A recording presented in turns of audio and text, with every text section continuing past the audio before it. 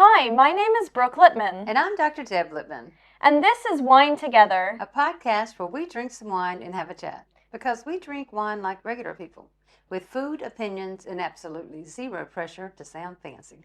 So sit back, relax, and get that corkscrew ready.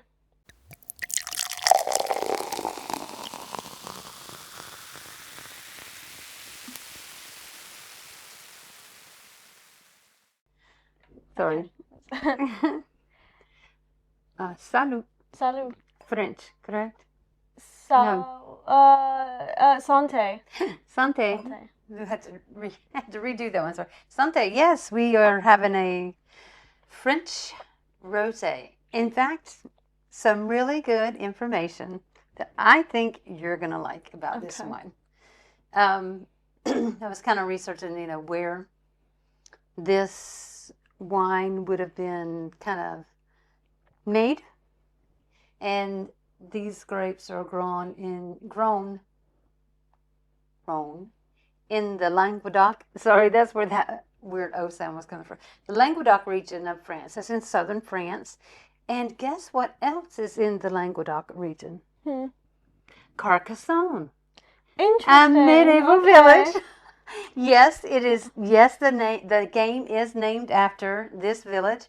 It's a medieval village. It has a big curtain wall. It's surrounded by this big curtain wall. It's got the turrets and the keep, and yes, very cool. So I do want to visit the region, for obvious reasons. I like the wine, and we're going to talk about first tips here in just a sec. But I thought. I didn't realize, because I know when I told you, I brought this wine home 2 weeks ago, sorry. Brought this wine home 2 weeks ago, and I said, I really want to try this one, but I didn't buy 2 bottles because it was 10 francs. And I thought, I don't want to spend 10 francs. And so at first I said, I'm just going to save it for me and Dad. And then we said, well, no, it's a big bottle. We could probably use it for both the meal that we want to taste it with, and then we'll use it for the podcast. So we chilled it, and we prepped a meal, and then, we kind of drank the wine. You turning it upside down, doesn't do anything. In my head, it does. I'm not paying attention to it. Okay. And so I thought, okay, well, we're gonna have this one, and so I went to the wine store. It was 10 francs. I thought, well, I don't want to buy 2 bottles. Not only that, but my bag was already full, and it was going to be heavy to carry. So I only bought 1 bottle. And it is a wine store it's a Swiss wine store, Movenpick. And there were some really good wines. I can't wait for the 2 of us to go back together when we have an empty bag that we can fill and more money. So I thought, okay, well, the girl talked to me about this wine, and it was in a box. Like, they have these wooden crates where they have bottles of wine in. You can kind of pull them out, almost like the records in an old record store. But I pulled this bottle out, and it was 10 francs, and it was in a box that said Swiss wine. So I was so excited. So I just pulled it out. I bought it. I put it in my bag. I brought it home and found out it's a French wine. So I was so upset because we had some French wines recently, and I thought, we've already done France. So I was, it took me a few days to get over it, but I'm glad I got over it.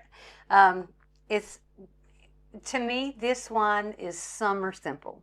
That's how I want to title it. It is a summer simple wine.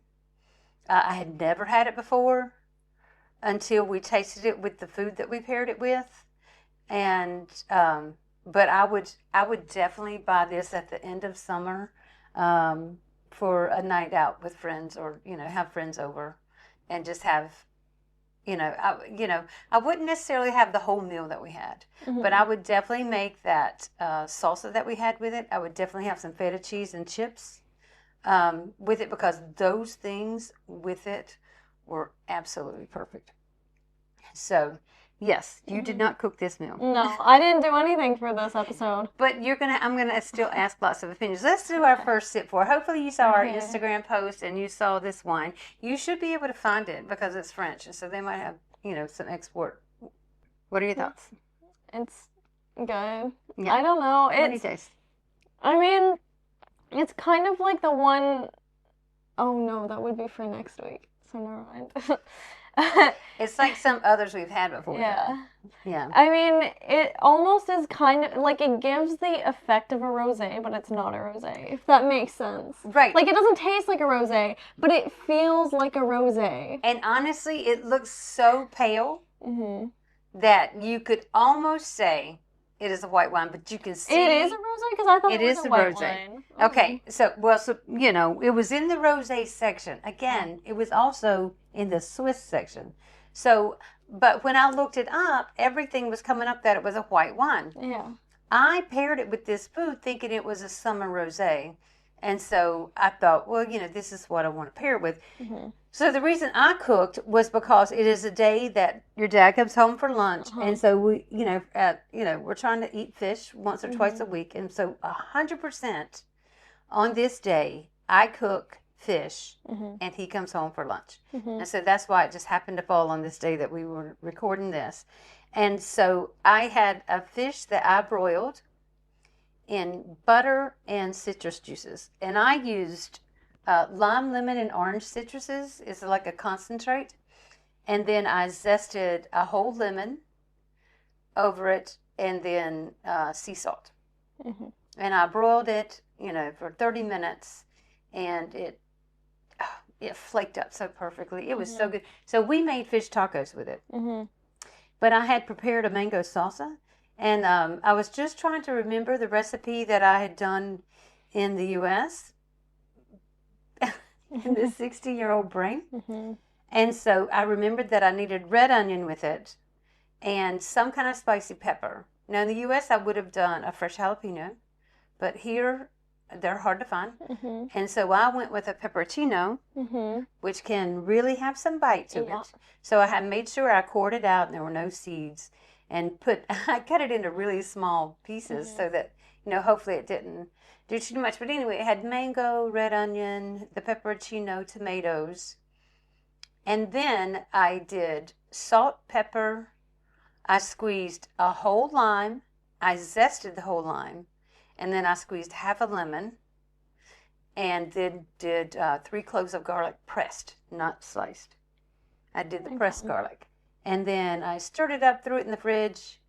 And I'm telling you, I loved it. You know what would have been really good with it? I was just gave it this ginger, like fresh ginger. Oh, maybe. I don't work much with fresh ginger, so we still have some, I think. Yeah, but it is really hard to get it is hard to get ginger off of the fresh ginger, so that is kind of hard to work with.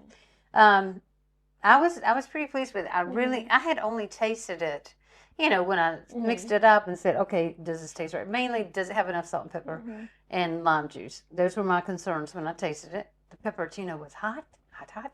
And so I thought, oh, well, I'm glad we're going to use beta on the tacos because it's going to need, that coolness of the feta cheese. It's so funny with the pepperoncino that you get here because it's a little deceiving because the green and the yellow you don't think are going to be that spicy, but I think they're spicier than the red.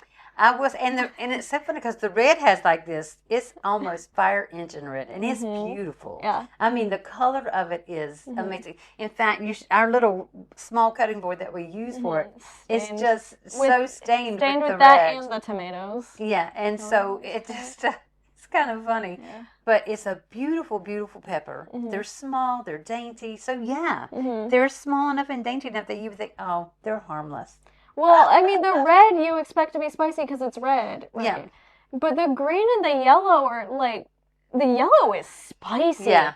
Yeah, and it was funny because I looked at the yellow and I thought, no, it's much, and I want the colors to be, I want them to contrast. Yeah. So I had that bright yellow mango, the red onion, and the green pepperoncino with the red tomatoes. Yeah. And so I wanted the colors of the rainbow.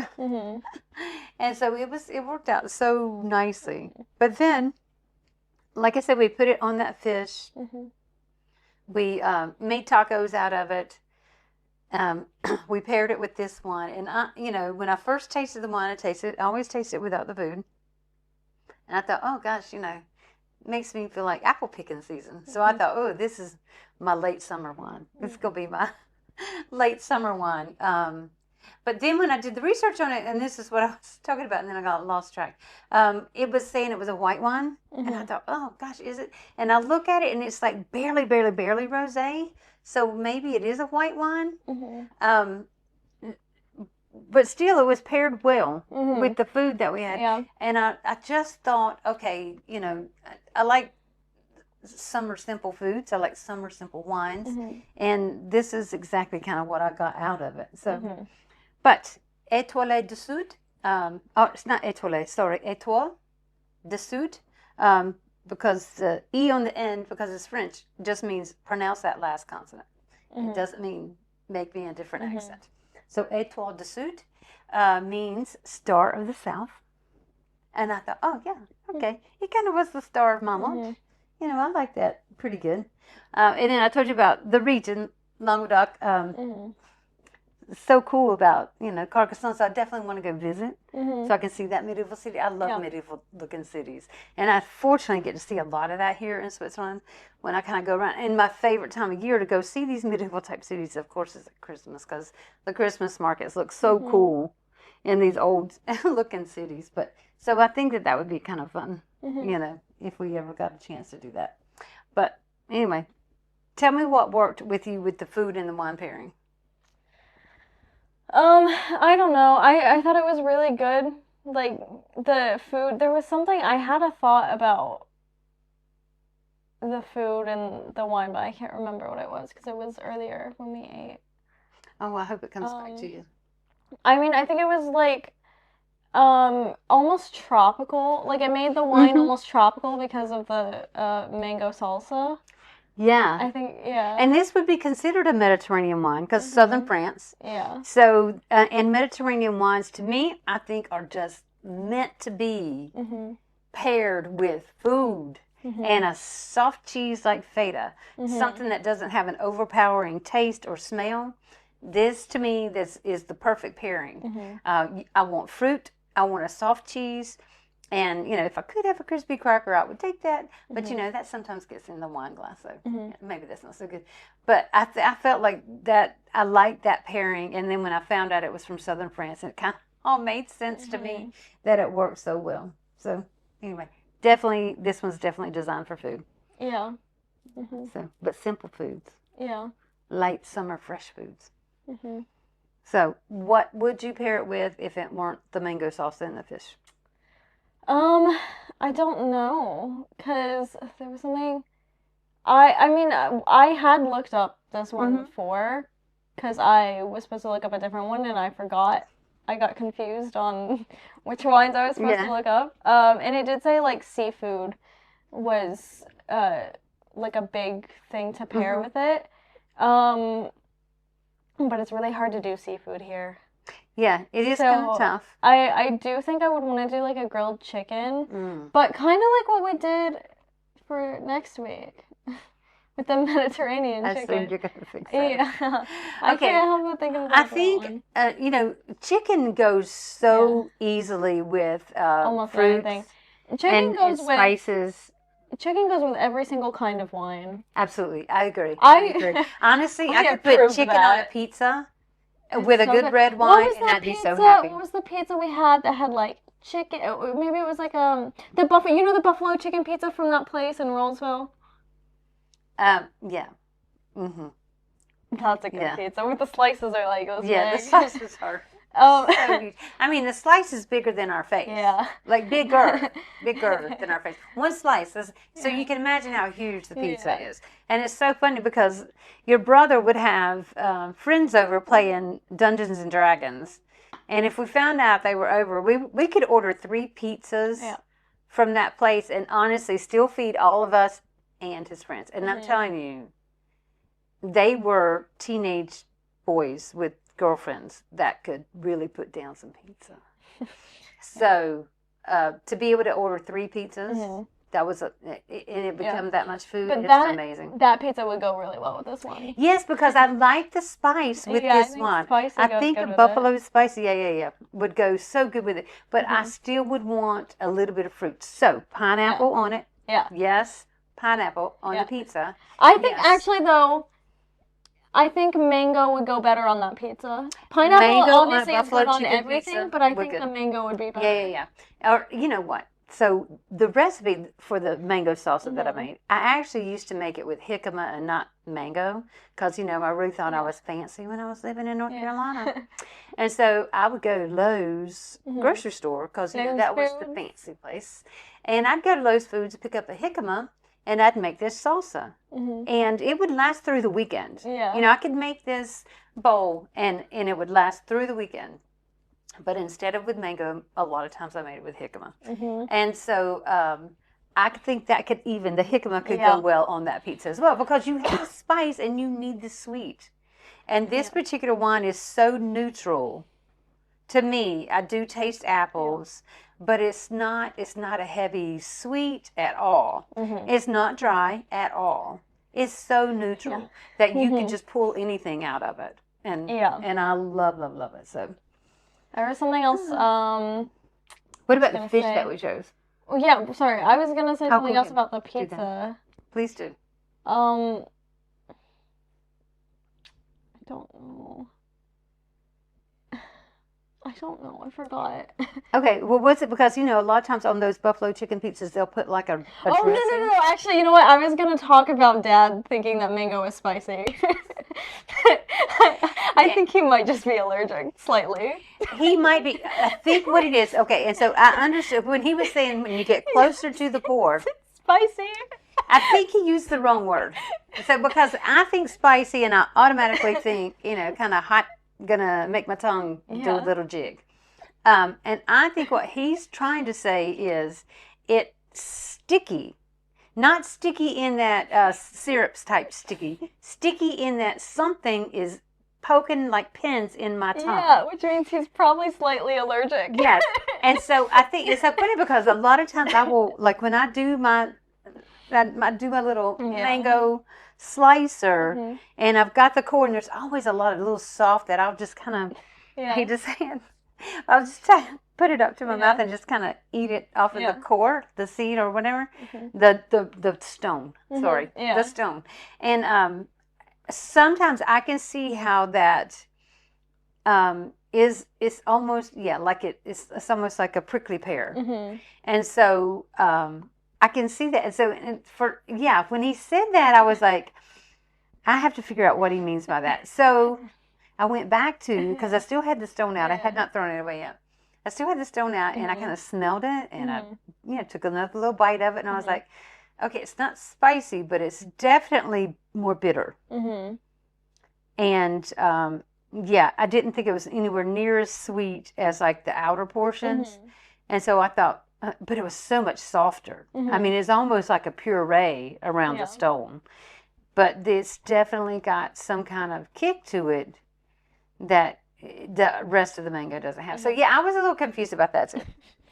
But anyway. Yeah, because he was basically implying that the whole mango is spicy, but it gets even spicier towards the middle. And it's like, I think honestly, he might just be allergic. It's so funny because we had let the mango salsa sit in the fridge for, I don't know, maybe an hour or 2 hours before we served it. And so I had wanted it to sit overnight, but I just didn't get it made last night. But to me, because we both tasted it right after I made it, and there was no coolness to it. I had not had any cool temperature on it. And that pepperoncino was hot. Yeah. And we were like, ooh, it's kind of spicy. Well, this will be fun. Yeah. And then that was when I immediately thought, don't forget the feta. I got to remember the feta. And so I crumbled up some feta, made sure we had that, to put on our tacos. But, I thought the fish was flaky. And I like a flaky fish, especially for tacos. So that's why I like this fish with it. But I did like the fact that, the heat from the oven when we broiled it did get on top of the fish, but because there was extra butter in the pan, I could bend it, and scoop some of the butter out and then kind of throw the hot butter on top. And it kind of like cooked it a teeny bit more, as you're doing that. And I thought that really made it. But the flakiness of the fish, and that really had put a lot of lemon zest on the fish, and I think that helped that. And it all just went so well. I was pretty happy with it. Also, sorry. I think also the, the curry sauce I have, I think that would also be good on it. like on the fish and with the mango salsa. Yeah. Instead of like a tartar sauce, like on a fish taco, or creme fraiche. Yeah. I was gonna get the creme fraiche out, and I thought, no, the feta's enough. I can see that because the fish is honestly very bland.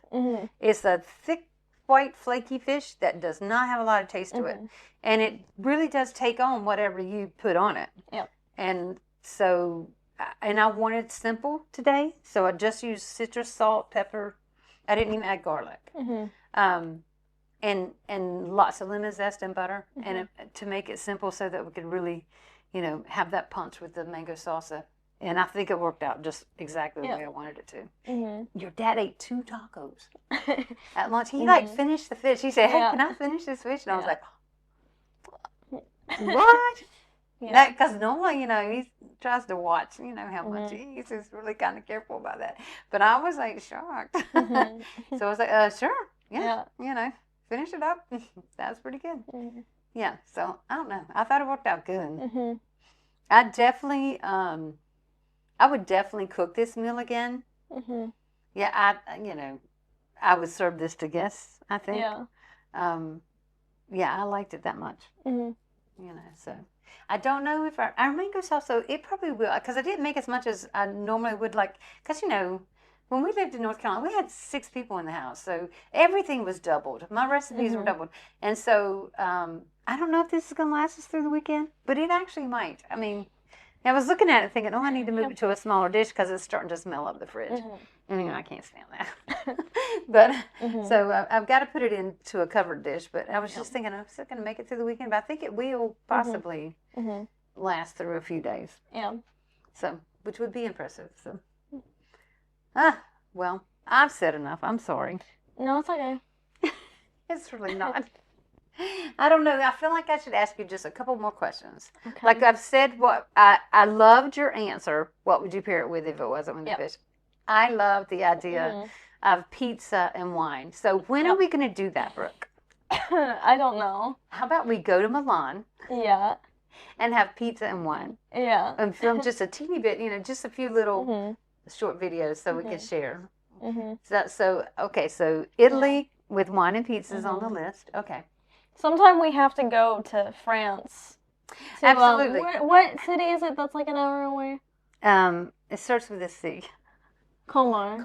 I thought there was Colmar's right there, right? But it's an hour away from here because Basel's like an hour away from here. So we could actually, what I want to do is I want to do the walk with Lydia. Okay. And go to Basel. We can walk to France, and then we can keep walking and walk into Germany. Yep. So definitely want to do that walk because it's only like 3.2 kilometers to hit all 3 countries. Yeah. And I thought that would be kind of fun for her, go back and share with friends and family. But I think, we haven't done a lot of venturing into France in that area, so we would have to decide, is lunch going to be in France that day, or is lunch going to be in Germany? Well, last time we had lunch in Germany. Right, we did have lunch in Germany, so I say, it was funny, it was a Turkish restaurant in Germany. Well, I was talking about when we went and we got pizza. In Germany? Yeah, the 2 of us, remember? Where did we get it? At that shopping mall? I know you got beer at that shopping mall. No. There was a pizza place. I don't recall the pizza And it was, remember, because it was like a lot cheaper. Yes. Yeah. Yeah. I guess I don't remember specifically, and I apologize, because I remember buying the beer. Yes. And that can't happen this time. No, it'll be fine. Yeah, but, we'll just have to, Well, maybe we all go, and then I do my run while you guys are walking. Oh, that's fine with us. Yeah. I would love to do that. Yeah, that would be awesome to have your run take you through 3 countries. I could do it, go around, 3 times. Yeah, okay, and so I've never done a circle with that. I've always, by the time I got through France and into Germany, I just turn around Germany and go back through France and back to Basel. So it's almost like a semicircle. Yeah. Do they have a circle that you can I don't know. I think there is, but I think there's gates you'd have to go through. Oh. And yeah, but I mean, I could just go back and forth. Yes, you could go back and forth, across the bridge. Because by then I'll be running longer runs. Yeah. So, but that would be fun. So I definitely want to do that. Okay, so we've talked about things we want to do. Definitely want some wine and pizza. Okay, everybody, hold Brooke to this. What? I want wine and pizza. Okay. I I think want we'll have wine and a already burger. been by the time this episode comes out. Oh, okay. Well, okay. We'll see. Yeah. Definitely think that would be good. I want red wine and pizza, and then a Negroni. Okay. Okay, sounds good to me. So let's make some plans. Yep. All right, I'm done. We will be back next week with a new bottle of wine and a new food pairing. In the meantime, if you want to join the conversation, you can follow us on Instagram, TikTok, and Blue Sky at Wine Together Pod.